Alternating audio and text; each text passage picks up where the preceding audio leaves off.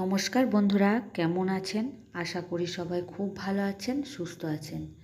তো আজকে আমি অনেক দিন পর ভিডিও দিচ্ছি, কারণ কিছুদিন হচ্ছে আমার খুবই মন মেজাজ খারাপ।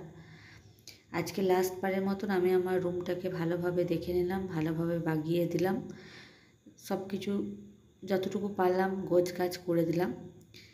তো এরপর আমি বেরিয়ে যাব। আর লাস্ট বারের মতন আমি আমার প্রিয় ছাদটাকে দেখলাম, ফুল গাছগুলোকে দেখলাম, পাশের বাড়ির প্রতিবেশীদেরকেও দেখলাম। এরপর আমি রওনা দেওয়ার জন্য রেডি। আমি আজকে চলে যাচ্ছি পানাগড়ে। অ্যাকচুয়ালি মা বাবা দুজনেই আমাকে দিতে যাচ্ছে। আমি হায়দ্রাবাদে আমার পোস্টিং হয়ে গেছে আমার হাজব্যান্ডের, তো আমি ওইখানে সেটেল হয়ে যাচ্ছি। এ দেখুন, কথা বলতে বলতে আমরা চলে এসেছি হাওড়া স্টেশনে। এরপর আমি এখান থেকে গাড়ি করে আমরা শালিমার যাচ্ছি। শালিমার থেকে আমাদের ট্রেন।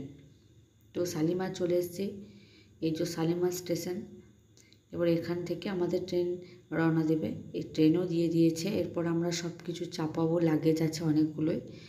তো আমরা যাচ্ছি আমি, মা, ভাই, আমার মেসো, মাসির মেয়ে যাচ্ছে। আর এখানকার ওয়েদারটা এতটাই ভালো আর এত সুন্দর পরিবেশ যে দেখতে দেখতে ট্রেনের জার্নিটা কেটে গেল।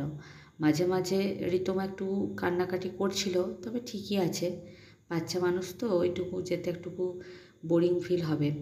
আর শালিমার টু হায়দ্রাবাদ এত সুন্দর সুন্দর পাহাড় দেখা যাচ্ছে, মানে বলা যাবে না, খুবই সুন্দর সুন্দর পাহাড় দেখা যাচ্ছে।